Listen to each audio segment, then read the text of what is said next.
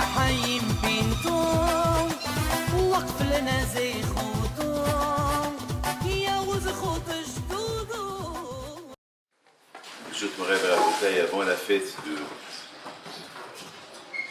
Shavuot, sachant que chacun de vous va rentrer chez lui et que chacun de vous doit savoir que la fête de Shavuot, c'est la fête des cadeaux. C'est la fête que Akadosh Baruch Hu, c'est pour ça qu'on appelle Matan Torah. C'est la fête que Akadosh Baruch Hu, il donne des cadeaux, il donne la Torah. Et c'est la raison pour laquelle on appelle ça Matan Torah. Matan, c'est du verbe Matana. Et il faut savoir qu'on l'appelle aussi comment Kabbalat Torah. Ça veut dire recevoir la Torah. Akadosh Baruch Hu, il donne un cadeau, mais il attend des mains. Il attend des mains. Des mains qui veulent recevoir le cadeau. Vous imaginez, vous donnez un beau brillant à votre femme, de loin, ses mains elles sont déjà ouvertes, parce qu'elle connaît la valeur du cadeau qu'elle va recevoir. Nous, tout dépend. Est-ce que nous connaissons la valeur du cadeau qu'on va recevoir, qui s'appelle Matan Torah. Et si Bémet connaît la valeur, alors c'est super. Alors Bémet, la chose est extraordinaire. Bon, et c'est ça Matan Torah. Maintenant, la bouteille.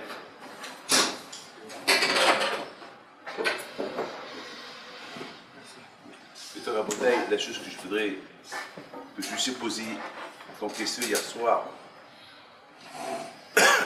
je me suis posé une question et j'ai trouvé une réponse. Mais avant que je vous donne la question, je vous donne la réponse.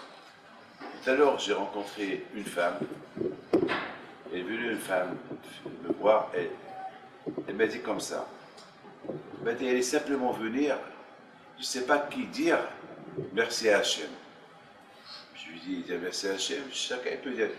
Il m'a dit, mais quelqu'un qui est proche d'Hachem. Je lui dis, non, nous tous on est proches d'Hachem. Il n'y a pas quelqu'un qui est trop proche de. C'est quoi? C'est quoi? Quelle catégorie de merci à Hachem tu veux dire? Il me dit que la peau, ça lui a pris longtemps. Et même à un moment donné, ils lui ont dit qu'elle est presque 90% qu'elle est stérile. Et que son mari aussi ne peut pas avoir des enfants.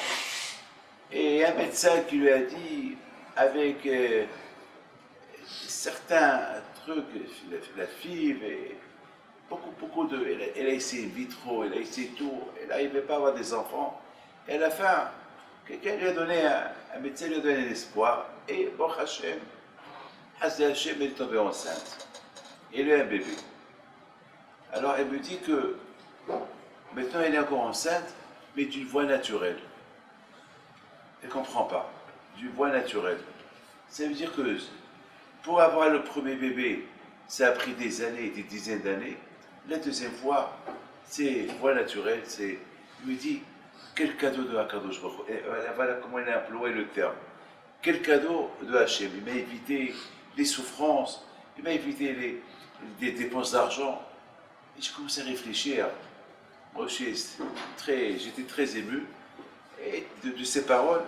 Et j'ai dit, regarde, c'est là pour un enfant qu'elle a eu d'une voie, non, pour un enfant, elle est enceinte d'un enfant d'une voie naturelle, la joie qu'elle a et la façon comment il dit merci à Kadosh Baruch Hu, alors que nous, le cadeau, Bémet, la Torah qui nous a le cadeau que Kadosh Baruch Hu nous a donné.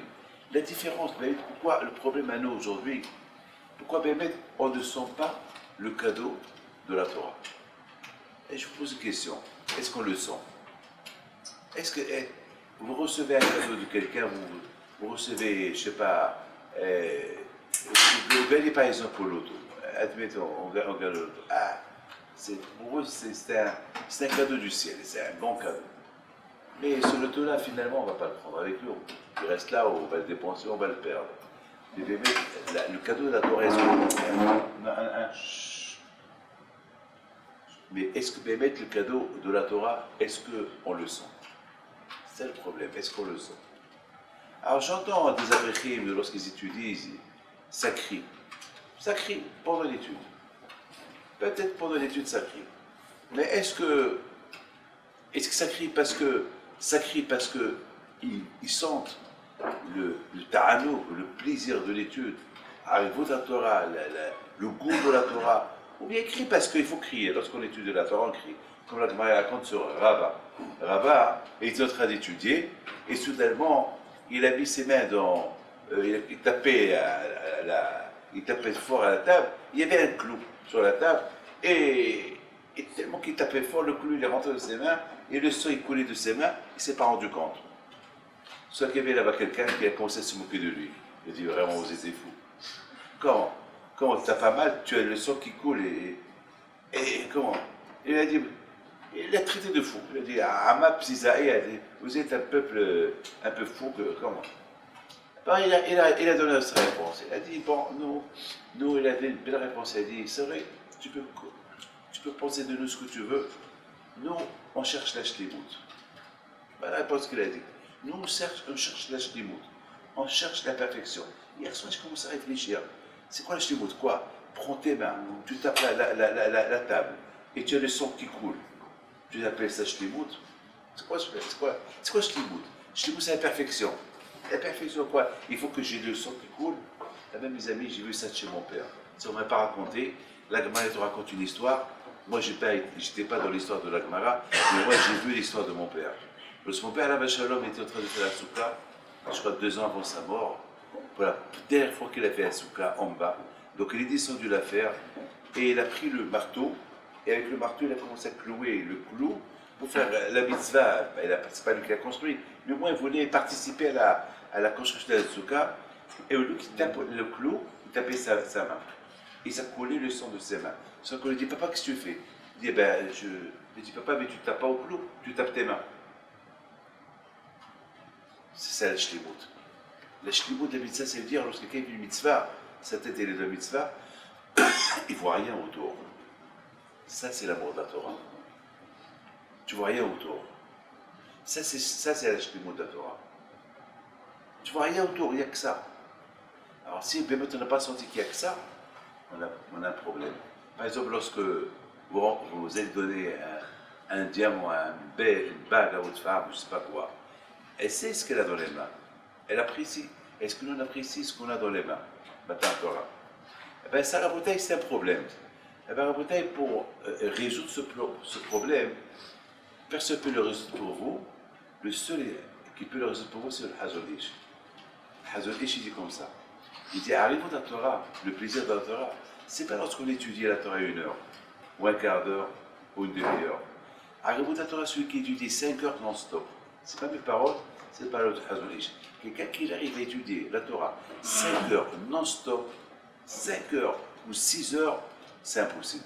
Alors, mettons, vous allez me dire, mais nous, on est des abrichim, on est là du matin au soir, et on n'a pas arrivé à sentir, arriver de plaisir, comme disait Hazon Ish. La réponse, elle est 5 heures non-stop. Pas 5 heures avec une cigarette. Pas 5 heures avec un café. Et ça, je l'ai vu, ça. J'ai vu rappeler ici mes dévots, à Shalom. J'ai vu rappeler l'Opial. J'ai vu mes rabbanim, que lorsque la Gemara était ouverte, ça pouvait être une nuit entière sans se rendre compte. On raconte qu'une fois, le Rabbi Haïmi Brisk à la Shalom, après toute une journée à la maison, il va chez lui, il trouve que quelqu'un dort dans sa chambre. C'est dans sa chambre. Qu'est-ce qu'il a fait? Ben, il est reparti à la yeshiva, passer la nuit à la yeshiva en train d'étudier. Une fois, il était en train, ils l'ont trouvé le matin, le soir, en train de prendre un livre de la bibliothèque. Le matin, le gabba, il rentre, il le trouve encore là-bas, planté dans l'échelle de la bibliothèque. Alors, tu es parti, tu es revenu? Non, je vais partir. Et je ne vais pas dire, c'est charrit maintenant. Voilà la bouteille. Voilà, ça c'est ce qu'on appelle Arrivot Torah. Ah, maintenant, mes amis, hier soir, je vous en prie, vous avez écouté ce que je vais vous dire. Mais réveillez-vous et pensez bien ce que je vais vous dire. C'est quelque chose que j'ai pensé hier soir. Hier soir, j'ai commencé à... Déjà, j'ai lu hier soir, il y avait une fois Rabbi Naftali Mirofshis, un grand tzaddik, un tzaddik Anadmod Mirofshis, qui était l'élève de Yehudi Akadosh. Il raconte que lorsqu'il est parti chez son rab, à Yehudi Akadosh, la première fois, c'était la veille de Shavuot. Écoutez bien ce qu'il dit. Et à Yehudi Akadosh, on l'appelle Yehudi Akadosh, il a posé une question. Il a dit, pourquoi il a fallu que Hachem lui a donné à Israël, Shloshit Yimei Hagvala, 3 jours de préparation pour Matan Torah. Pourquoi ça ne suffit pas les kolot brakim qu'il y avait? Il y avait les kolot brakim, ou pas? Alors, pourquoi ces 3 jours de préparation? Ça, c'est la question que lui il pose. Alors, sur sa question, moi aussi, je me suis posé d'autres questions. C'est la Torah. La Torah, elle a posé des questions. Moi aussi, je me suis posé des questions. Je lui ai dit, de Pessah jusqu'à Shavuot, qu'est-ce qu'on fait? Dites-moi. On se prépare. C'est pas 3 jours. On se prépare 50 jours. Quoi, c'est pas assez, 50 jours? On fait chaque jour Sfera Taomer. Ayom, chaque jour. Et pourquoi c'est Sfera Taomer là? Pourquoi? On se prépare pour Matan Torah. Alors, la question elle est grande. C'est quoi ça? Pourquoi j'ai besoin de 3 jours de Hadvala? Hachem il a dit 2 jours, viens Moshe Rabbeinu, il ajoute 1 jour, et quand je dis d'accord, ok. Je suis d'accord avec toi. 3 jours de préparation supplémentaire. La Torah te dit il ne faut pas qu'il touche les femmes. La Torah te dit il faut qu'ils se lavent les mains, les vêtements. J'ai rien compris. Pourquoi? Ils sont sales les juifs. Quoi? Ils sont tellement pourris en 3 jours et il faut qu'ils lavent les vêtements. J'ai pas compris ça. C'est quoi ça? Et en plus, la Torah dit il ne faut pas qu'ils touchent leurs femmes. Attends. Est-ce qu'il y a quelqu'un qui est excité pour recevoir la Torah, il va avoir envie d'aller avec sa femme? Attends, c'est quoi ça? Attends. Ils attendent Hachem. On leur dit Hachem qui descend. Vous savez la bouteille? Imaginez-vous qu'on nous dit dans tel jour Hachem va descendre. Est-ce qu'on a la tête de penser à autre chose que de voir Kadosh Baruch Hu? J'ai pas compris pourquoi ces 3 jours-là de Hagvala. J'ai pas compris pourquoi ces 3 jours. Pourquoi ces 3 jours? Ils ont 50 jours. Et surtout, chaque jour qui approche, la préparation, lorsque quelqu'un veut se marier, lorsque quelqu'un il pose une date de mariage, 1 mois, 2 mois de mariage, déjà pendant 1 mois il est excité. Et de plus que les jours ils avancent, l'excitation est un peu plus grande. 3 jours avant, c'est... Alors là aussi, je ne comprends pas. Et là, on parle de Matan Torah quand même. Ça, c'est une question que je me suis posée hier soir.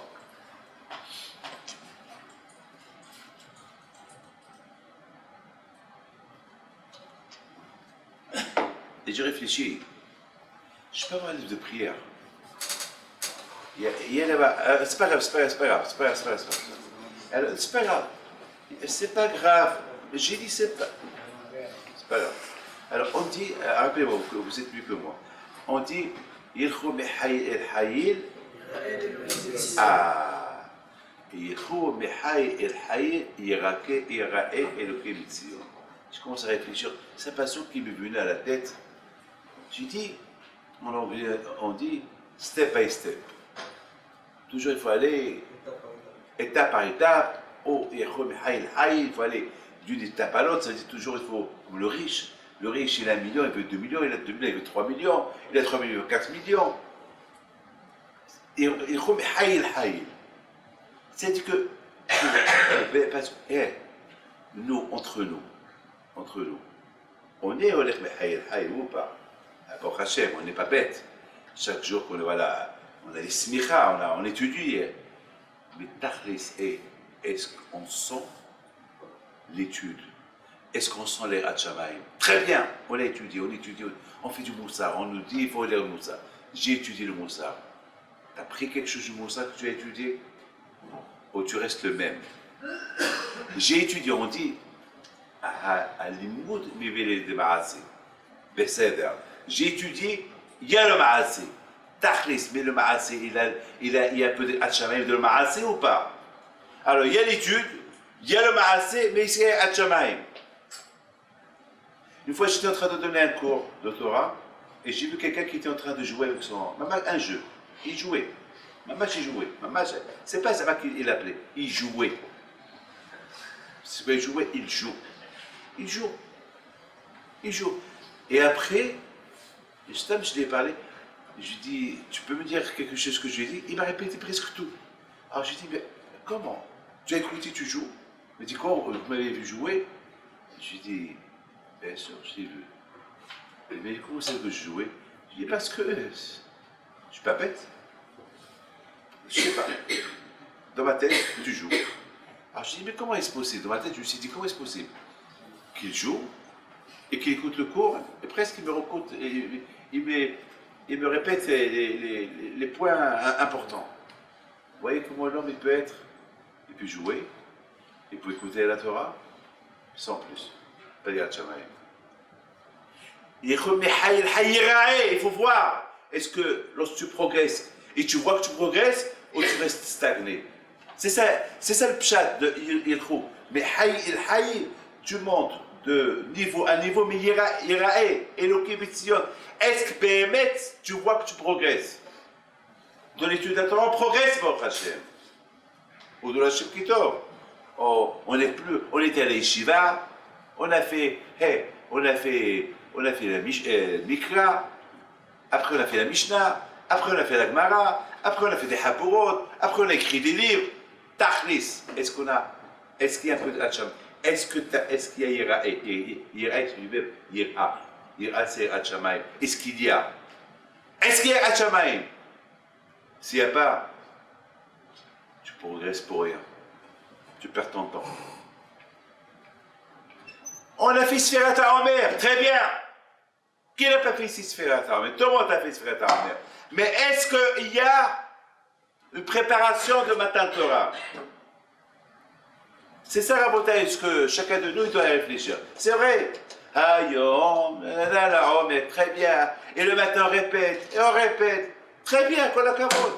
Mais est-ce que tu sais pourquoi tu fais Sfirat HaOmer? Est-ce que ça, tu fais Sfirat HaOmer?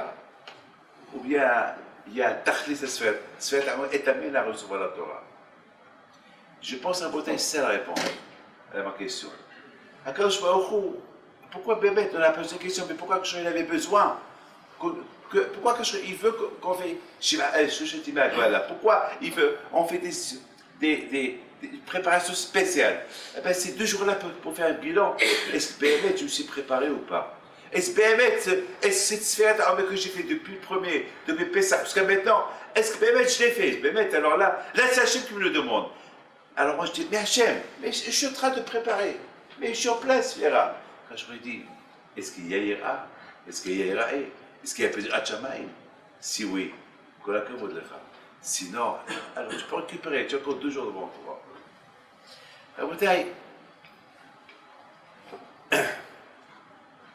Regardez comment il est très fort. Il est super fort. Lorsque j'étais à New York, il y a quelqu'un qui m'a posé des questions, c'est grâce à lui que j'ai trouvé une réponse. Des fois, il faut des questions pour trouver des réponses. Il y a quelqu'un.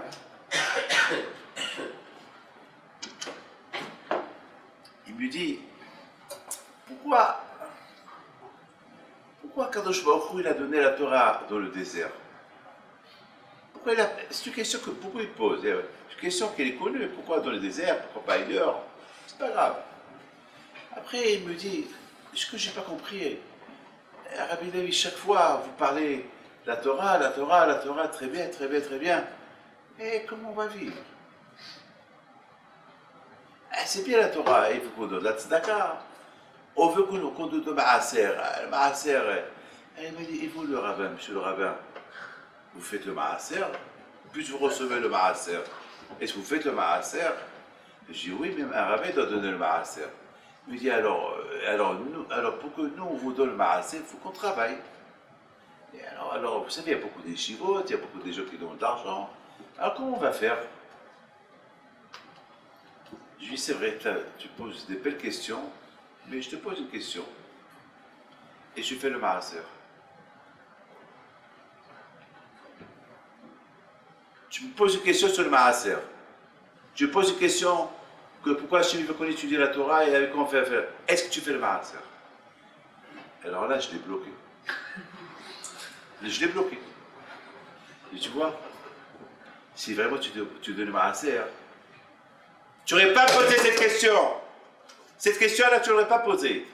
Mais c'est parce que tu ne le donnes pas, tu poses cette question. Parce que ce n'est pas possible que quelqu'un qui donne le maaser pose cette question-là. Impossible. Je te crois. Il est un peu gêné. mais c'est pas grave, c'est tant pis pour lui. Je dis, putain, je vais te dire quelque chose. Il y a 3 parachutes qui sont avant Matan Torah. Lesquels? Le Hokotai, il y a Behar, il y a Behokotai, il y a Bamidbar. Ça veut dire que vous avez Behar. Behar, c'est la montagne, Har Sinaï. Tu as Behokotai, l'étude de la Torah, et tu as encore Bamidbar. Ça veut dire quoi? Pourquoi? Et toujours ces parachutes, ils sont aux environs de Shavuot, Matan Torah. Akadosh Baruch Hu, il donne un message. Le message suivant. Est-ce que dans le désert de Har Sinaï, est-ce que les gens travaillaient? Les gens ne travaillaient pas. Ils avaient la parnassa. La main, il descendait du ciel.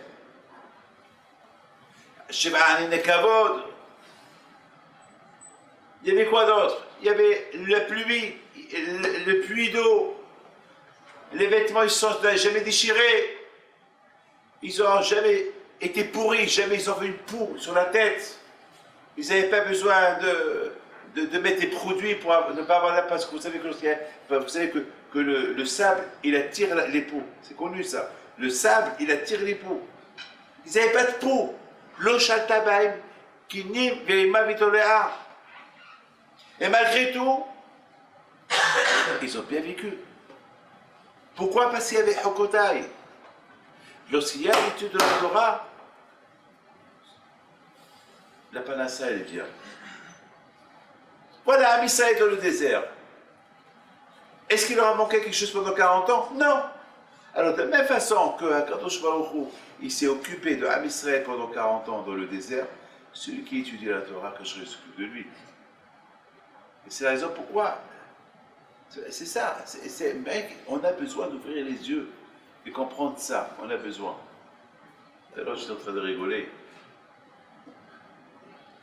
Aujourd'hui, j'ai reçu les gens ce matin jusqu'à 2h30. Et c'est Michael qui a pris l'argent de la coupa. Il me dit, quoi? Il me dit, Michael, combien il y a dans la coupa? Il m'a dit 300 €. C'est quoi 300 € entre vous et moi? C'est quoi? C'est quoi ça? Et c'est pour être mahazik des mosdot. Tu as besoin des dizaines de millions par an. C'est quoi? C'est ça l'émouna et le bitahon à gauche pour ça. C'est ça, vous avez été la Torah a été donnée dans le désert. Pourquoi la Torah a été donnée dans le désert? Dans le désert, il n'y a rien du tout. Mais d'Afka, il n'y a rien du tout. Akadosh Baruch Hu, il a maintenu Am Israël. Il n'y a rien dans le désert, il n'y a rien. Mais qu'est-ce qu'il y avait? Il y avait Bechokotai. Il y avait la Torah. Et parce qu'il y avait la Torah, il y avait le Sheva. C'est ça la Torah. Ça, mes amis, c'est une idée qu'on se prépare. Matan Torah, on se prépare. Kabbalat Torah avec cette idée-là. Que lorsqu'il y a la Torah, on n'a pas à craindre. N'ayez pas peur. Il ne faut pas avoir peur. Il ne faut pas avoir peur. Vous savez, il y a une très belle histoire que j'ai lue cette semaine sur le Hazot, sur le Be'akiva Eker. Alors, j'ai écouté, ça vaut la peine de lire. Je l'ai lu dans un petit livre, il s'appelle Be'er-Enenu. Je ne sais pas si vous l'avez lu, je voudrais bien avoir. C'est un petit livre qui s'appelle Be'er-Enenu. C'est un super livre. Il y a une sidra de ces petits livres-là qui sortent de temps en temps. Il y a une fois le Be'akiva Eker, il vient voir son beau-fils. Il s'appelle Atam Sofer. Alors vous savez que Rabbi Akiva, il ne voyait pas, jamais voyait en face, toujours, il avait les yeux par terre. Et lorsqu'il arrivait de temps en temps voir sa fille et son beau-fils, c'était sa fille qui allait l'accueillir. Sa fille qui allait ouvrir la agala, le coachi, le chariot, c'était elle qui l'accompagnait. Et entre-temps, malheureusement, Rabbi Akiva, la fille de Rabbi Akiva Eger, elle est décédée. Et Hadam Sofer, il a marié une autre femme. Mais ils n'ont pas averti le père qui va dire que sa fille est morte. Parce qu'il était vieux pour ne pas, pour ne pas lui faire du mal. Ah, maintenant, voilà, il reçoit une lettre que le père qui va elle arrive. Et le Haddam se fait dire à sa femme, ton père il arrive. Il lui dit, mon père? Pardon. Et le père de ma femme, qu'elle est morte, il arrive. Alors c'est toi, vous savez, elle avait l'habitude d'aller l'accueillir. Donc aujourd'hui, il ne sait pas qu'elle est morte, donc c'est à toi d'aller l'accueillir. Il lui dit, mais si je vais l'accueillir, il va voir que je ne suis pas sa fille. Il sourit pour le Haddam se faire, mais papa, il ne va pas te regarder. Voilà, elle est là. N'aie pas peur, il ne va pas te regarder. Il va croire toujours que tu es sa fille. Et que sa femme est toujours vivante, elle n'est pas morte. Comment, mais comment? Et c'est ça ce qui est arrivé. Il arrive à Posnay, à Presbourg, et c'est la deuxième femme de Hatem Sofer qu'elle va venir accueillir à Akiba Eger, et lui, à la Vachem, il la suit.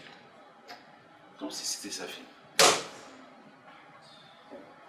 Ça, c'est gâteau, ça. Ça, c'est gâteau. Vous savez comment on est gâteau comme ça? Lorsqu'on apprécie la Torah.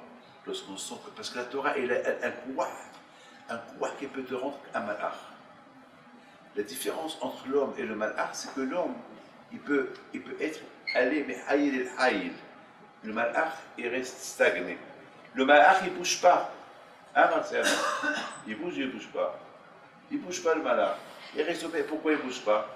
Vous savez pourquoi il ne bouge pas? Parce que là-bas, il n'y a pas de Sahara. Mais ici, il y a le Sahara. Et là, dans le monde des missionnautes, dans le monde où il y a des épreuves, c'est là qu'on progresse, c'est là qu'on monte. Là-bas, là où il n'y a pas de missionnautes. Là-bas, c'est écrit Tzadikim Yoshvim, Ba'atelotim al Roshem, Benihim Ziva Shchena, et voilà, là-bas, ils sont. Il n'y a pas Yoshvim. Ils sont assis, ils n'ont pas de problème. Mais ici, ici, on peut. Ici, le Tzara est fort ici dans ce monde-là.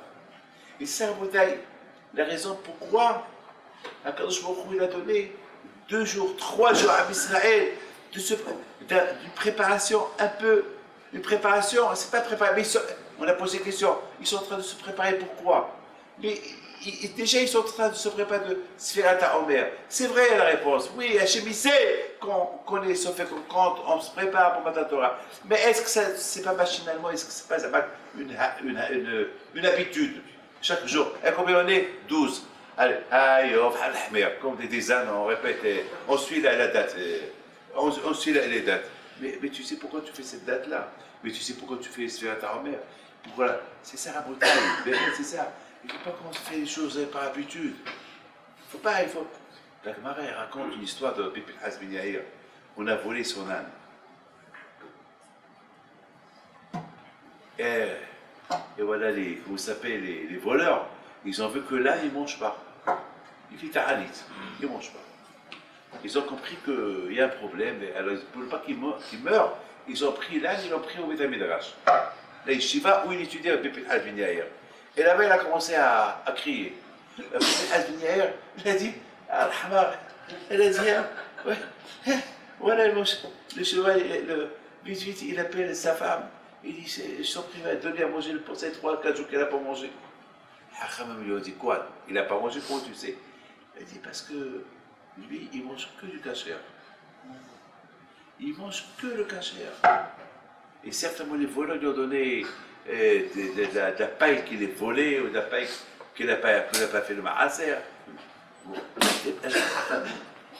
Ils ont entendu ça, ils ont dit, oh, si les gens d'avant, ils sont comme des malachim, alors nous on est comme des hommes. Mais si les gens d'avant, ils sont comme des hommes, alors nous, comme on peut se comparer nous par rapport à eux, on est des ânes. Mais même si on est des ânes, pas comme l'âne de Bibi Hazbin Yair. Parce que moi, l'âne de Bibi Hazbin Yair, il sait qu'est-ce qu'il mange. La shpa'a d'une maison. La shpa'a d'une maison. l'ashpa'a de Sfirat HaOmer, si elle est bien faite, elle peut donner une grande influence à l'homme pour bien se préparer pour Matan Torah. Mais si on sent qu'il y a un peu de faiblesse, c'est que même Sfirat HaOmer, même le calcul du Homer qu'on fait chaque jour, elle ne nous a pas donné pas assez d'influence. C'est un problème. Alors, moi, Hachem, on a quelques jours. Hachem, il veut qu'on récupère 2 jours de préparation, 2 jours. Vous vous rappelez, je voudrais faire parce que j'ai un shiur, mettre un autre shiur. Je voudrais simplement vous rappeler que la vie, Yehudi Akadosh, lorsqu'il a posé la question, il a dit, mais pourquoi Kadosh Baruch Hu, pourquoi Hachem il a voulu qu'il y a 2 jours? Lui, il n'a pas posé ma question à moi. Pour ma question, voilà, je vous l'ai répondu. Mais à sa question à lui, pourquoi Hachem n'a pas fait Kolotobakim? Pourquoi ces 2 jours, 3 jours de Achana, de préparation? Pourquoi? Pour leur faire peur? Alors, quand je m'en il aurait pu leur faire peur avec Kolotobakim, ils vont avoir peur, et voilà, c'est tout. Pourquoi c'est trop? Il répond une réponse extraordinaire. Il dit comme ça, il dit, on peut voir des tremblements de terre, on peut voir des xérotes, et après on oublie. Il faut se préparer. Il faut se préparer. Il dit à Akadosh Baruch Hu, c'est vrai, il peut les faire peur, mais après la peur, ils vont oublier ce qu'ils vont entendre. Mais lorsqu'on se prépare, c'est quoi? La bataille, c'est une préparation, c'est pas que je vous force. Hachem, il n'est pas Hachem de nous faire peur. Hachem, il veut que les choses soient naturelles, les choses qui viennent de nous. Naturellement, prépare-toi, c'est pas que je te fais peur. Beaucoup de frères de l'Aïsta, il y a des gens qui font des choix parce qu'ils ont peur. Voilà, ce matin, une femme qui a la grave maladie, elle me dit, qu'est-ce que je dois faire? Je lui dis, il faut que maintenant tu fais Mikvé, Shabbat. Elle a dit oui. Je me rappelle cette femme il y a 2 ans. Je me rappelle, il y a 2 ans. Son mari était malade, je me rappelle, il avait une crise cardiaque, son mari. Et lui, il a fait, quand même, il a fait Teshuva, mais pas elle. Alors je lui ai dit, j'ai posé la question, je lui ai dit, pourquoi il y a 2 ans, lorsque je t'ai dit de... Elle ne m'a pas répondu. Je lui ai dit, parce que ça ne te concernait pas. C'était pas toi qui étais malade. C'est ton mari qui était malade. Mais maintenant, parce que ça te concerne, parce que c'est toi qui es malade, maintenant tu es prête à faire n'importe quoi. Finalement, Hachem, il ne veut pas qu'on a peur. Hachem, il veut qu'on fait les choses avec ahava, avec amour. Avec amour. Il ne veut pas qu'on a peur. C'est ça la bataille.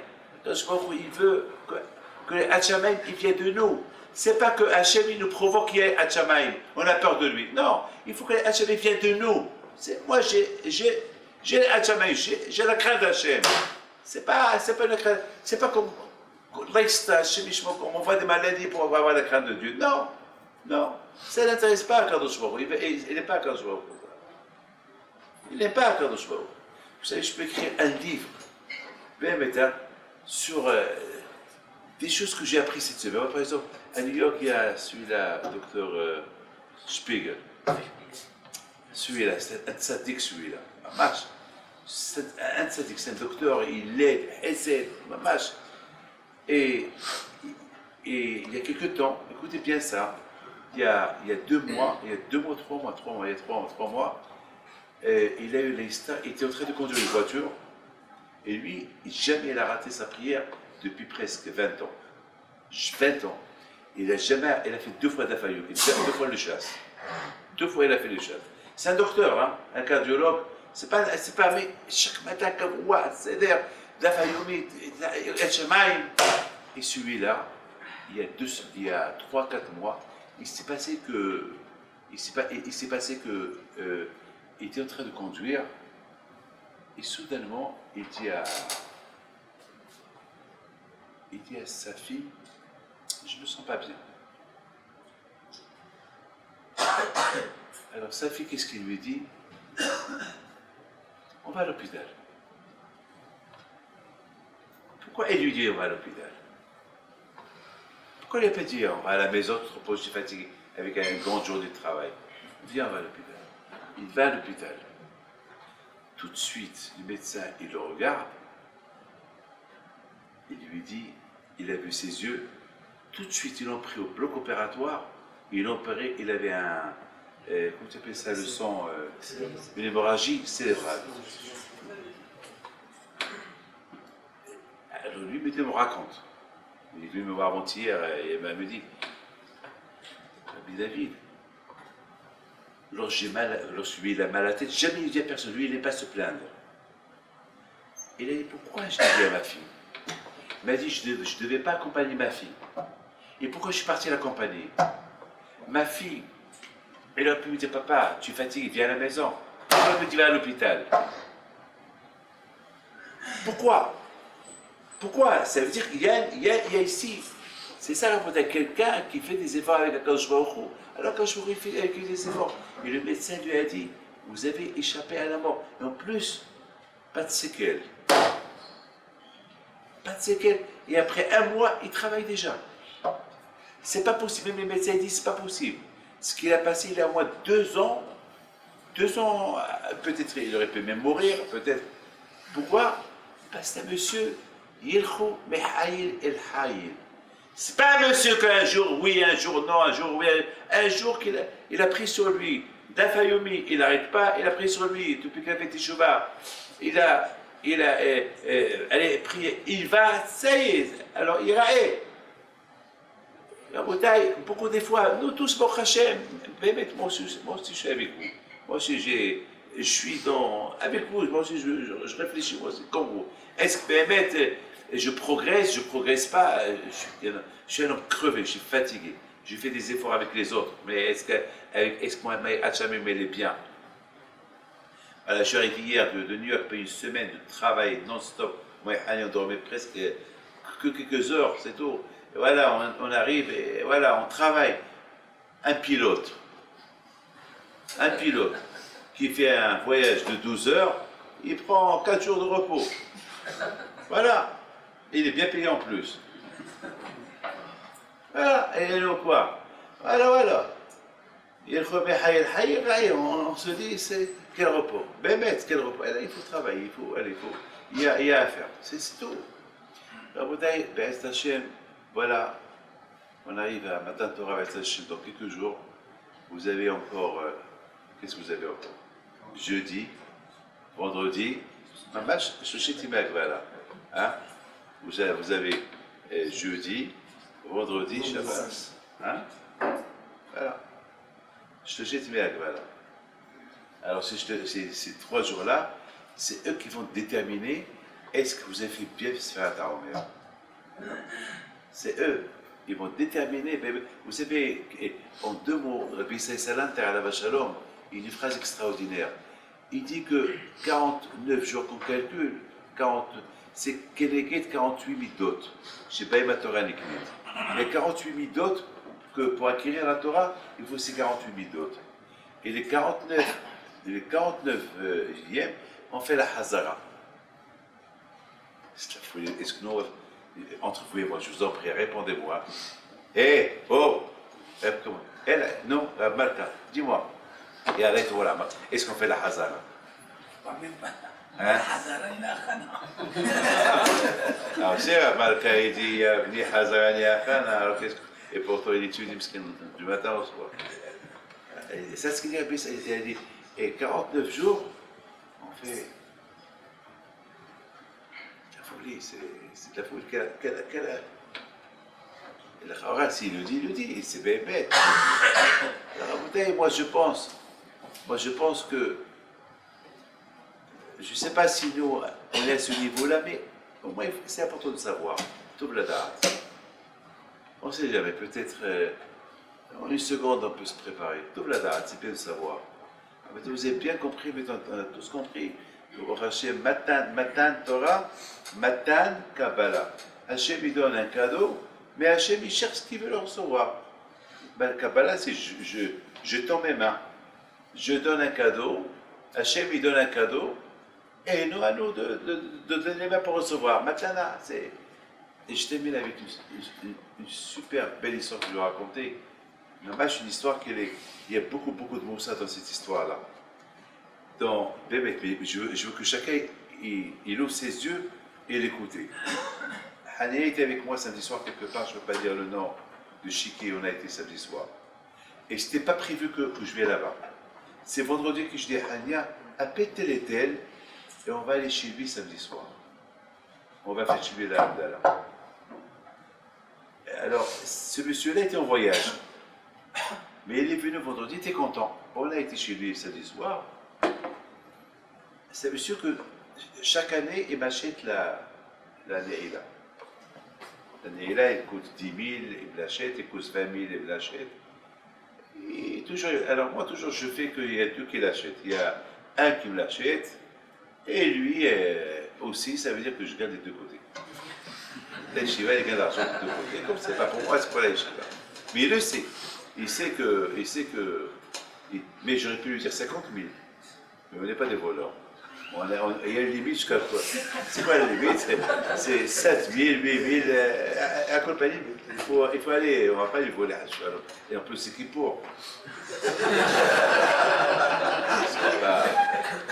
ne va pas lui voler à qui pour. Donc, ça aurait été bien que quelqu'un l'ajoute, comme ça, moi aussi j'ajoute. Mais comme ça, à compagnie, c'est comme ça. Et ce samedi soir, on a été chez lui. Et voilà, il me dit. Il y a son fils, il tournait autour. Il tourne. Et je dis à son père, qu'est-ce qu'il a? Il dit, il a des problèmes de Emouna. Je l'appelle. Il me dit comme ça, écoutez bien. Il me dit qu'il a des problèmes, de l'Emouna. Il ne sait pas quoi faire.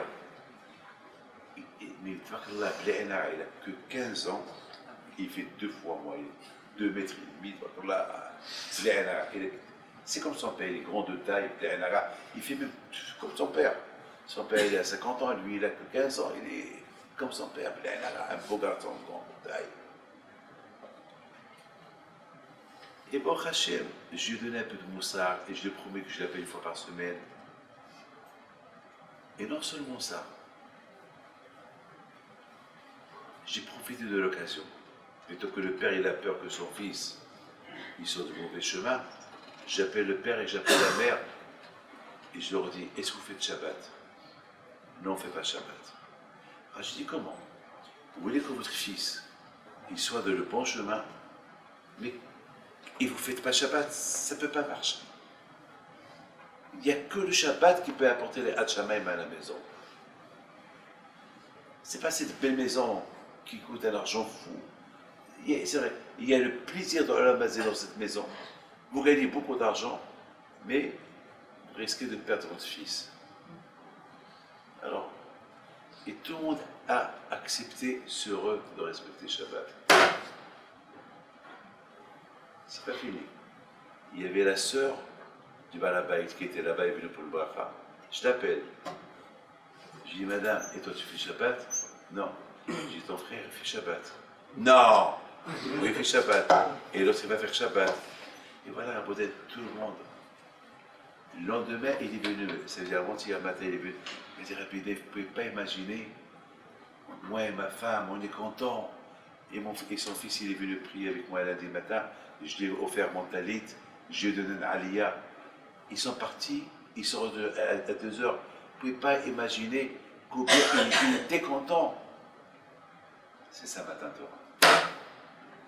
Il a senti c'est quoi la matana. Quelqu'un qui fait pas Shabbat, il a toutes les facilités. Quelqu'un qui fait Shabbat, il est privé de tout. Et celui-là, il va être privé de tout et il est content. C'est pas matana ça. Parce qu'il a réalisé c'est quoi la matana. Mais à travers qui il a réalisé c'est quoi la matana? À travers la peur de son fils. Pour ne pas perdre son fils. Il y a des gens qui réalisent, parce qu'ils ont fait un travail sur eux, qui réalisent c'est quoi la matana de la Torah. Il y a d'autres personnes, chacun il sait, et comment il réalise. Voilà, Rabotaï, vous n'avez pas besoin de tout ça.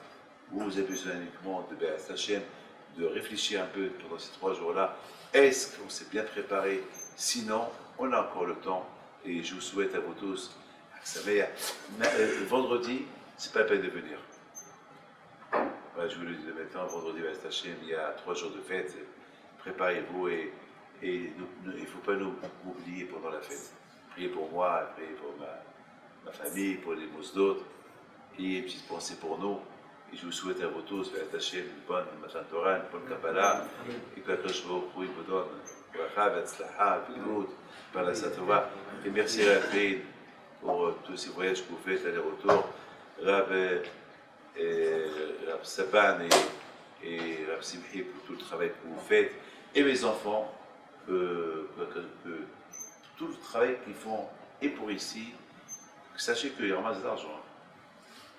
Ils ramassent, ils le donnent, ils travaillent, et j'ai eu des bons échos pour le bon chéo que tu as fait à Nathalie cette semaine, et tu as rendu Betchouva une femme, voilà, je vous le dis.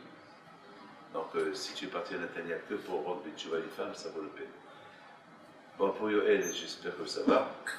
Pour Michael, c'est ton dernier fête de Shavuot célibataire, car je vous écoute dans la Torah et Hachamaim, et vous tous, que Hachem vous protège. Voilà, je vous fais une bonne bracha, que vous soyez mais n'oubliez pas,